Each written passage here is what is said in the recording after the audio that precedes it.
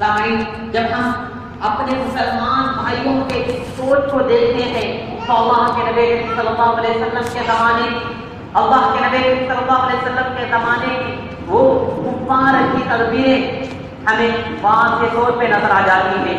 وہ کفار کی تدبیریں جو اللہ کے نبی صلی اللہ علیہ وسلم جب مکہ میں توحید کی دعوت لے کر کھڑے ہو گئے، توحید کی دعوت کو بلند کرنا چاہ رہے تھے، اور کفار مکہ اللہ کے نبی صلی اللہ علیہ وسلم کو دعوت کو روکنے کے لیے طرح طرح کے تدبیریں اختیار کرتے رہے. ان میں سے ایک تدبیر یہ بھی تھی کہ کفار مکہ شہر مکہ کے گیٹ کے پاس جا کے کھڑے ہو جاتے اور اس گیٹ سے جو بھی اندر آتا ان کو روئی تقسیم کرتے، روئیاں بانٹتے کہ تم اپنے کانوں میں اس روئی کو رکھ کے مکہ میں ڈھونڈنا، کیونکہ مکہ میں ایک جادوگر آ گیا ہے جس کا کلام سن کر لوگ متاثر ہوتے ہیں اور اس کی طرف مڑ جاتے ہیں. تو اس طریقے سے وہ دین کو روکنے کے لیے روئیاں تقسیم کیا کرتے تھے. تو سامعین، آج کا ہمارا مسلم معاشرہ بھی تقریباً اسی نظریے کا ہمیں نظر آتا ہے، یہی سوچ و فکر رکھا ہے کہ آج ہمارا مسلم معاشرہ، آج ہمارا مسلم مرد تمام قسم کے دینی باتوں کو جاننا چاہتا ہے، لیکن اس کو یہ گوارا نہیں ہے کہ اس کی بیوی مسجد میں آ کے کچھ دین کے باتیں سیکھے. اس کو یہ گوارا نہیں ہے کہ اس کا گھریلو معاشرہ دین کا معاشرہ بن جائے. سامعین، اس لیے کوئی شاعر کہتے ہیں اگر اصلاح معاشرہ منظور ہے، اگر آپ کو اصلاح معاشرہ اگر منظور ہے آپ کو، بچوں سے پہلے ماؤں کو تعلیم دیجیے. تو سامعین، یہ عجیب معاملہ ہے، ایک عجیب معاملہ ہے ہمارے مسلم معاشرے کے درمیان. اللہ تبارک و تعالی ہمارے مسلم معاشرے کو اس معاملے سے ہدایت دے، آمین.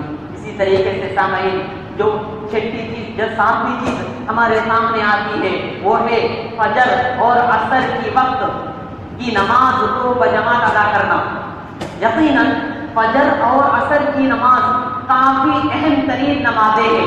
ایسے تو 5 وقت کی نماز بھی اہم ہے، لیکن فجر اور عصر کی نماز 5 وقتوں میں سے کافی اہمیت رکھتی ہے.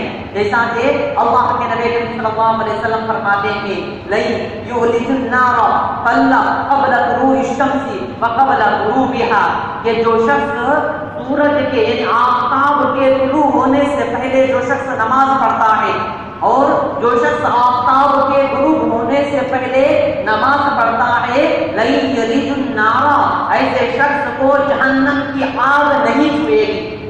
یعنی جو شخص مستقل طور پہ اہمیت کو مد نظر رکھتے ہوئے عصر اور فجر کی نماز کو روزانہ کنٹینیویشن کے ساتھ پڑھتے رہتا ہے، ایسے شخص کے لیے جہنم کی آگ کبھی چھوئے گی نہیں. اسی طریقے سے حضرت ابو موسیٰ اشعری رضی اللہ تعالیٰ عنہ بیان کرتے ہیں کہ من صلی الفردان دخل الجنہ، جو شخص فجر اور عصر کی نماز بجماعت ادا کرتا ہے ایسا شخص جنت میں داخل ہو جائے گا. اسی طریقے سے اللہ کے نبی کریم صلی اللہ علیہ وسلم فجر کی نماز کی اہمیت کے سلسلے میں، اس کی اہمیت کے سلسلے میں بیان کر دیتے ہیں من صلی العشاء فی جماعت فکأنما قام نصف اللیل، جو شخص عشاء کی نماز بجماعت ادا کرتا ہے گویا اس نے آدھی رات اللہ رب العالمین کے راہ میں گزار دیا. جو شخص عشاء کی نماز بجماعت ادا کرتا ہے اس نے آدھی رات اللہ کے راہ میں گزار دیا. ومن صلی الصبح فی جماعت فکأنما صلی کل اللیل، کہ جو شخص فجر کی نماز بجماعت ادا کرتا ہے ایسا شخص کیا ہے، وہ پوری رات اللہ رب العالمین کے راہ میں گزار دیا، پوری رات اللہ رب العالمین کی عبادت میں گزار دیا.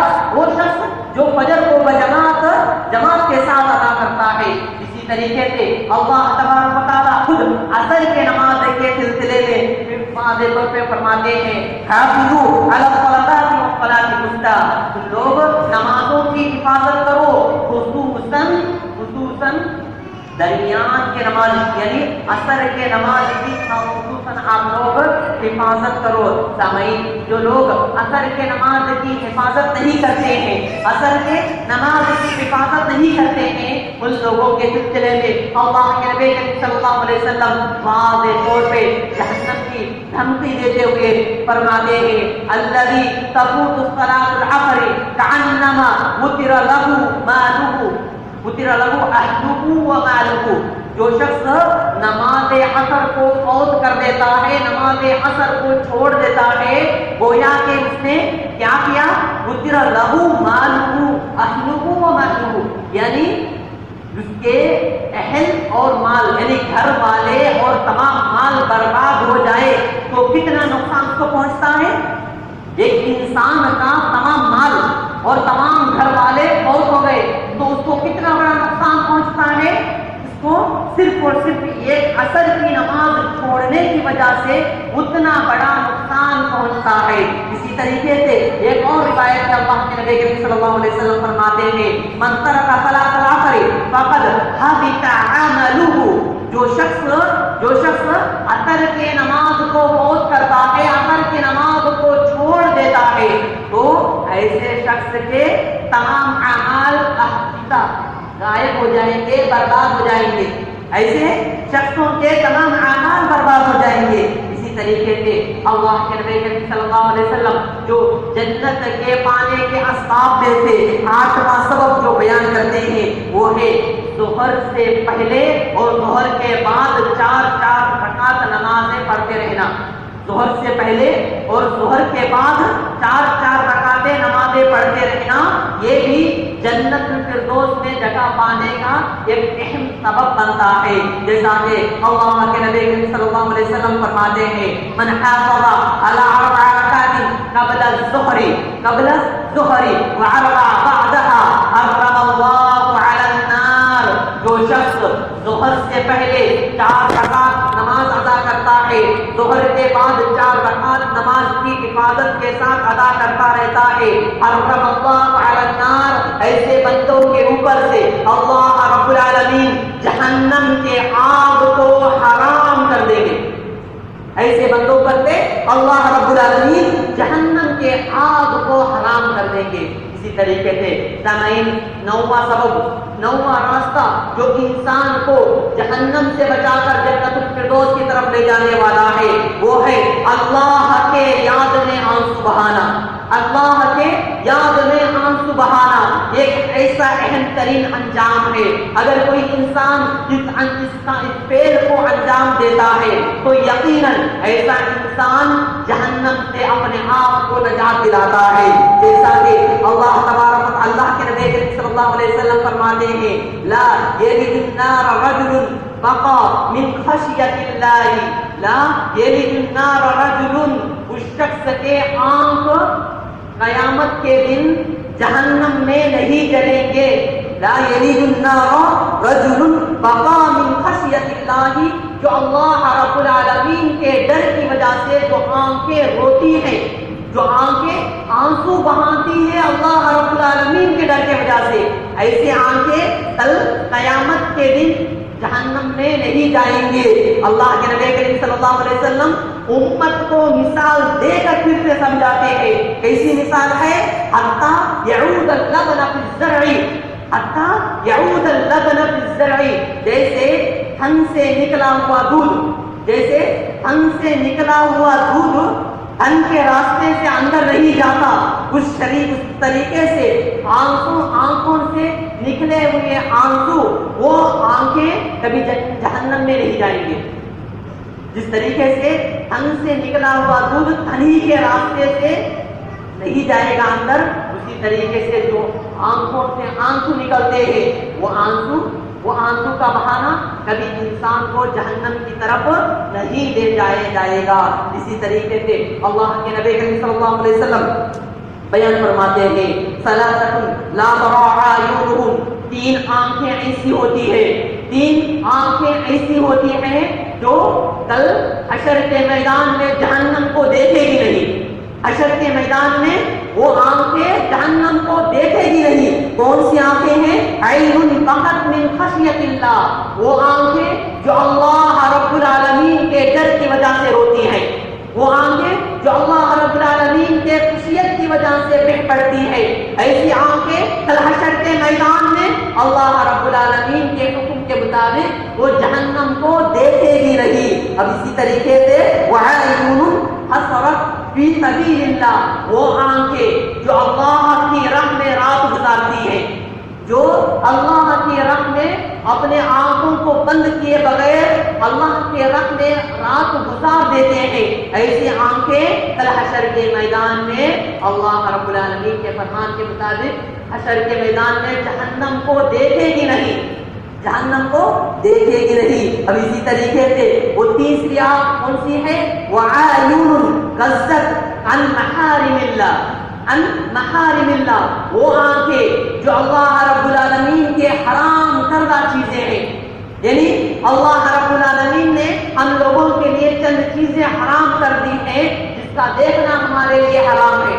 تو اب اگر کوئی انسان ان حرام کردہ چیزوں سے اپنے آنکھوں کو محفوظ رکھتا ہے تو ایسی آنکھیں کل کے دن جہنم کو دیکھے گی، کل کے دن جہنم کا مزہ چکے گی نہیں۔ اسی طریقے سے اللہ تبارک اللہ کے نبی کریم صلی اللہ علیہ وسلم جو حشر کے میدان میں اللہ رب العالمین کے عرش کے سائے کے علاوہ کوئی سایہ نہیں ہوگا، اس سائے کے اندر جو سات لوگوں کے سلسلے میں اللہ کے نبی کریم صلی اللہ علیہ وسلم فرماتے ہیں کہ 7 لوگ اس حشر کے اس عرش کے سائے کے تلے ہوں گے، ان میں سے ایک وہ بندہ بھی ہوگا جو اللہ رب العالمین کے ڈر کی وجہ سے رو رہا ہوگا۔ اسی طریقے سے سامعین 10واں سبب جو انسان کو جہنم سے بچا کر جنت کی طرف لے جانے والا ہے، جو انسان کو جہنم سے بچا کر جنت کی طرف لے جانے والا راستہ، جس سے اللہ کے راستے میں اپنے قدموں کو غبار آلود کرنا اپنے قدموں کو اللہ کے راستے میں، یہ ایک ایسا سبب ہے جو انسان کو جہنم سے بچا کر جنت الفردوس کی طرف لے جانے والا ہے۔ جیسا کہ اللہ کے نبی صلی اللہ علیہ وسلم فرماتے ہیں من اغتبر قدمہ فی سبیل اللہ فہما حرام علی النار، فہما حرام علی النار، من اغتبر قدمہ فی سبیل اللہ، جس شخص کے پیر اللہ کے راستے میں غبار آلود ہوتے ہیں، جس شخص کے پیر اللہ کے راستے میں غبار آلود ہوتے ہیں، ایسے قدموں کے لیے اللہ تبارک و تعالیٰ نے جہنم کے آگ کو حرام فرما دیا ہے۔ سامعین، اللہ کے راستے میں غبار آلود کرنا، جس میں تمام تر چیزیں داخل ہے۔ اگر انسان گھر سے مسجد کی طرف نماز کے لیے چل کر بھی آتا ہے، یہ بھی اس میں شامل ہے، یہ بھی اس میں شامل ہے، یا عیدگاہ کی طرف جانا یا جنازے کے پیچھے جانا، یہ تمام طریقے کے مسائل جو بندہ اپنے پیروں کو اللہ کے راستے میں غبار آلود کرتا ہے، ایسے پیروں کے لیے اللہ رب العالمین نے جہنم کو حرام کر رکھا ہے۔ اسی طریقے سے سامعین، یہ 11واں سبب، 11واں راستہ جو انسان کو جہنم سے بچا کر جنت الفردوس میں جگہ دینے والا ہے، یہ کافی اہم ترین ہے، وہ ہے بیٹیوں کی پرورش۔ سامعین، بیٹیوں کی پرورش، جبکہ بیٹوں کے سلسلے میں اس طریقے کی خوشخبری نہیں دی گئی ہے، لڑکوں کے سلسلے میں اس طریقے کی خوشخبری نہیں دی گئی ہے، بلکہ اگر جنت میں پہنچانے والی اگر کوئی ہے تو وہ بیٹی ہے۔ تو سامعین، آج اس بہترین موقع کو انسان گوا بیٹھتا ہے، آج انسان اسی بیٹی کو حقیر سمجھتا ہے، آج انسان اسی بیٹی کو حقیر سمجھتا ہے، اور بیٹی کے پیدا ہونے سے پہلے ہی آپریشن کرا کے زندہ درگور کر دیتا ہے۔ سامعین، اس طریقے سے بیٹیوں کے پرورش پر اللہ کے نبی کریم صلی اللہ علیہ وسلم نے جنت کی خوشخبری دی ہے، بیٹیوں کے پرورش پر اللہ کے نبی کریم صلی اللہ علیہ وسلم نے جہنم سے نجات کا سبب بیان فرمایا ہے، جیسا کہ اللہ رب العالمین فرماتے ہیں للہ ملک السماوات والارض یخلق ما یشاء یہب لمن یشاء، اناسن. سامعین، اگر کسی کو بیٹیاں ہوتی ہے تو وہ اللہ رب العالمین کی طرف سے ہے. آج ہمارا معاشرہ اس قدر گرا ہوا ہے کہ اگر بیوی بیٹی کو جنتی ہے تو شوہر بیوی کو گریانے لگتا ہے. بیوی بیٹی کو جنتی ہے یا بیوی کے سسرال والے بیٹی کو بہو کو گریانے لگتے ہیں کہ ہمارے گھر میں بیٹا پیدا کرنا تھا، تم نے بیٹی پیدا کر دی. تو سامعین، آج ہمارا معاشرہ اس قدر گرا ہے، جبکہ اللہ کے نبی کریم صلی اللہ علیہ وسلم بیٹیوں کے پرورش کے سلسلے میں اللہ کے نبی کریم صلی اللہ علیہ وسلم نے جنت الفردوس کی خوشخبری دی ہے. جیسا کہ اللہ کے نبی کریم صلی اللہ علیہ وسلم فرمان ہے: من ابتغى من هذه البنات بشيء فأحسن إليهن كن له سترا من النار. اگر اللہ تبارک و تعالیٰ کسی کو بیٹی دے کر آزمائے، یعنی کسی کے گھر میں بیٹی پیدا ہونا یہ اللہ رب العالمین کی طرف سے آپ کے لیے ایک آزمائش ہے. اللہ رب العالمین کی طرف سے آپ کے لیے ایک امتحان ہے، ایک آزمائش ہے. اب اگر اس امتحان میں ہمیں کامیاب ہونا ہے تو اس بیٹی کی اچھی سی پرورش کرے، اس کا اچھا سا بیاہ کرے. تو اللہ کے نبی کریم صلی اللہ علیہ وسلم کیا فرماتے ہیں؟ سترم من النار، ایسی بیٹیاں اس کے لیے جہنم سے پردہ بن جائے گی. سترم من النار، جہنم سے پردہ بن جائے گی ایسے بیٹیاں اس شخص کے لیے. سامعین، اس سے بڑی اور خوش نصیبی کیا ہو سکتی ہے؟ اللہ رب العالمین ہم میں سے کتنے لوگوں کو بیٹیوں سے نوازا ہے. یہ ایک اللہ رب العالمین کا امتحان ہے، یہ ایک آزمائش ہے. اس آزمائش میں اگر ہم کامیاب نکلے تو یقیناً یہی بیٹی کل حشر کے میدان میں ہمارے لیے پرداہ بن جائے گی اور ہم جہنم کے عذاب سے نجات پائیں گے. حضرت عائشہ رضی اللہ تعالیٰ عنہ بیان فرماتی ہے کہ میرے پاس ایک مسکین عورت اپنے دو بچیوں کو لے کر آتی ہے تو میرے پاس کچھ نہیں رہتا ہے الا ایک 3 کھجور. حضرت عائشہ رضی اللہ تعالیٰ عنہ وہ 3 کھجور اٹھا کے اس مسکین عورت کو دے دیتی ہیں.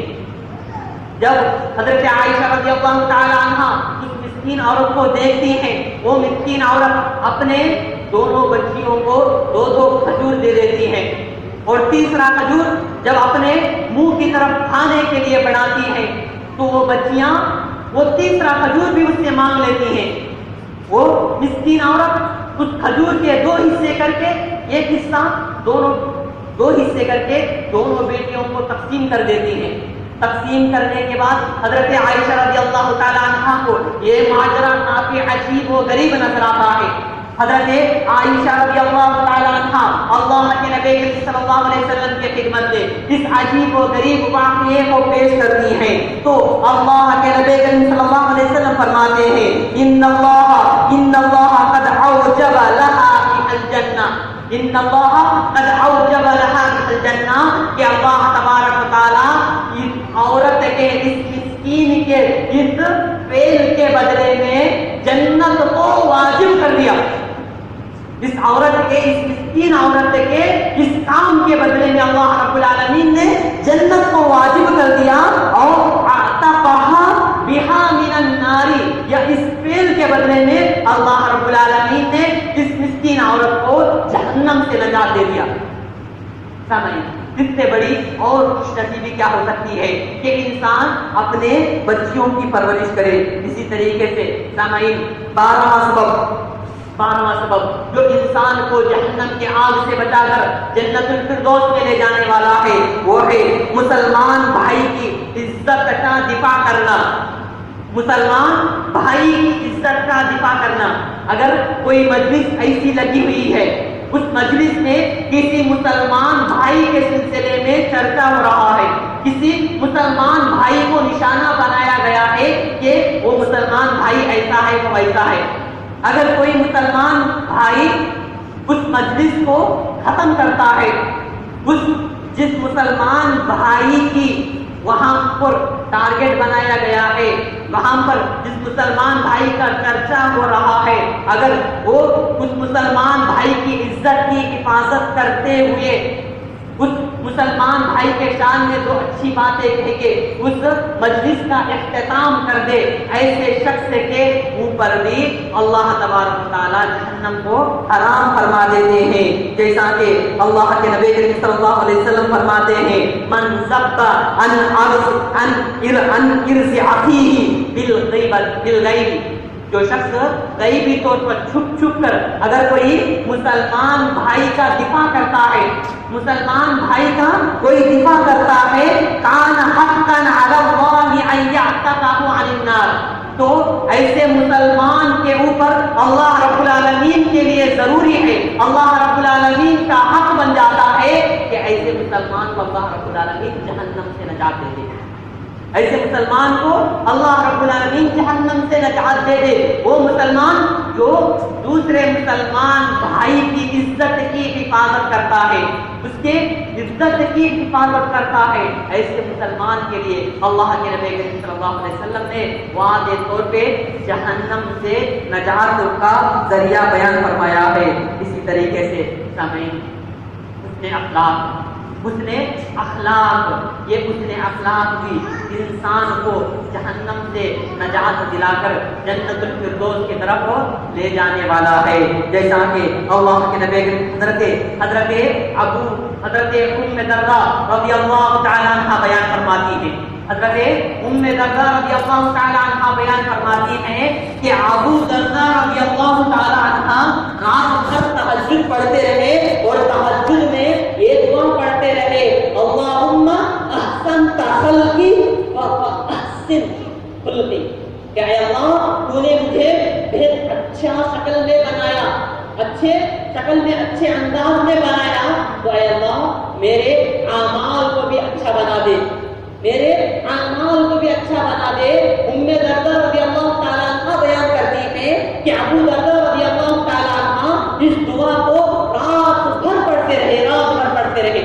جب میں نے حضرت ابو دردہ رضی اللہ تعالیٰ عنہ سے ابو دردہ رضی اللہ تعالیٰ عنہ سے سوال کیا کہ ابو دردہ آپ رات بھر یہی دعا کیوں پڑھتے رہے، تو حضرت ابو دردہ رضی اللہ تعالیٰ عنہ بیان فرماتے ہیں، یا ام دردہ ان العبد المسلم يحسن خلقه حتى يدخله حسن خلقه الجنہ.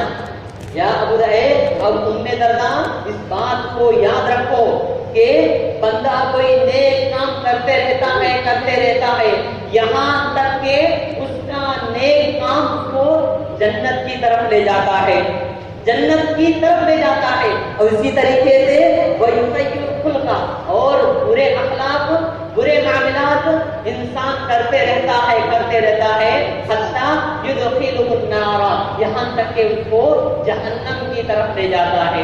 سامعین، یہ تمام اسباب ہے، یہ تمام راستے ہیں جو انسان کو جہنم سے نجات دلا کر جنت الفردوس کی طرف لے جانے والے ہیں.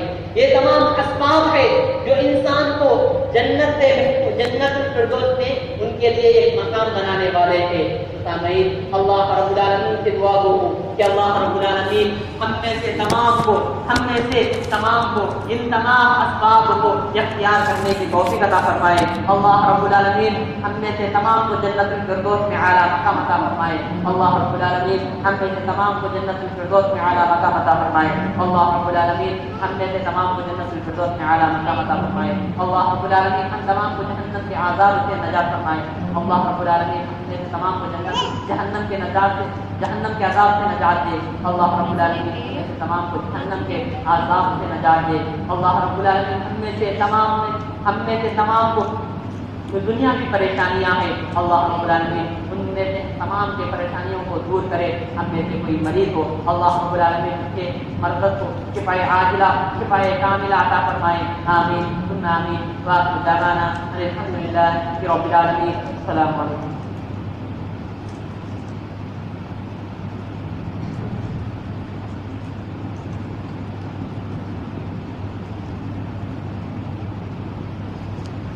لله نحمد بالله نحمده ونستعينه ونستغفره ونؤمن به ونتوكل عليه ونعوذ بالله من شرور انفسنا ومن سيئات اعمالنا من يهده الله فلا مضل له ومن يضلل فلا هادي له اشهد ان لا اله الا الله ونشهد ان محمدا عبده ورسوله اما بعد